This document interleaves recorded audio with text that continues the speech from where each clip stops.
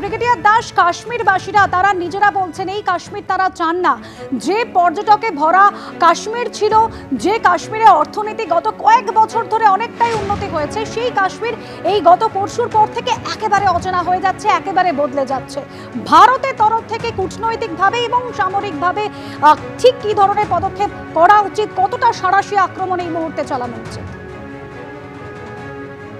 দেখুন, কাশ্মীরে যেটা আপনি বললেন, এদের হয়েছেটা কি যে যেহেতু এই প্রায় ৩০ বছর কাশ্মীরের একটা ব্যবসা বাণিজ্য সব বন্ধ ছিল, তারপরে গত ৩-৪ বছরে এরা অনেক টাকা লাগিয়ে ফেলেছে, হয়তো ব্যাংক থেকে লোন নিয়েছে, ঘর বানিয়েছে টুরিস্টদের জন্য, গাড়ি কিনেছে, এবং সেই টাকাটা হয়তো আস্তে আস্তে রিকভারও করছিল। এখন সবকিছু তাদের জলে চলে যাবে যদি টুরিস্ট আসা বন্ধ হয়ে যায়। তো এটা তো একটা খুবই দুঃখের ব্যাপার, কিন্তু কি করা যাবে, ভারতবর্ষেরই বা উপায় কি আছে?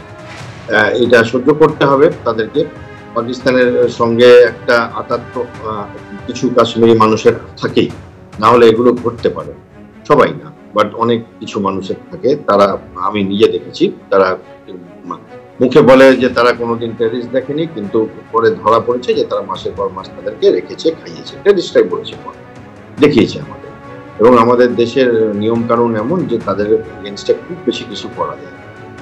এটা দুঃখের ব্যাপার। এবার আপনি যেটা বললেন যে সাঁড়াশি আক্রমণ, হ্যাঁ, একদম রাজনৈতিক, কূটনৈতিক, অর্থনৈতিক এবং সামরিক, মিলিটারি অ্যাকশন, এই চারটেই ভারতের করা উচিত এবং ভারত করবে মনে হয়।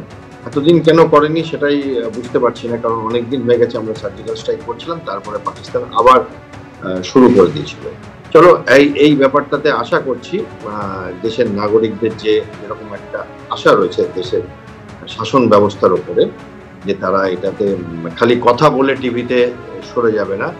একটা কথা খুব শুনি আমরা, কড়ি নিন্দা আর ঠোস জবাব, বিশেষ কিছু রাজনৈতিক, সেইটা চাই না। আর নিন্দা চাই না, আর মুর্দাবাদ চাই না। এখন ভারতের অ্যাকশন করার টাইম, এবং ভারত এখন যে অবস্থায় আছে, পৃথিবীর কোনো দেশ ভারতকে বলবে না যে তোমরা কেন করছো, এবং বললেও ভারতের শোনার দরকার। এবং ভারতের পাশে সম্পূর্ণভাবে ইসরায়েল আছে, রাশিয়া আছে, আমেরিকা আছে, অনেক দেশ আছে যারা ভারতকে বার্তা পাঠিয়েছে যে আমরা আপনাদের সাথে আছি, একদম মানে পাশে দাঁড়িয়ে বার্তা।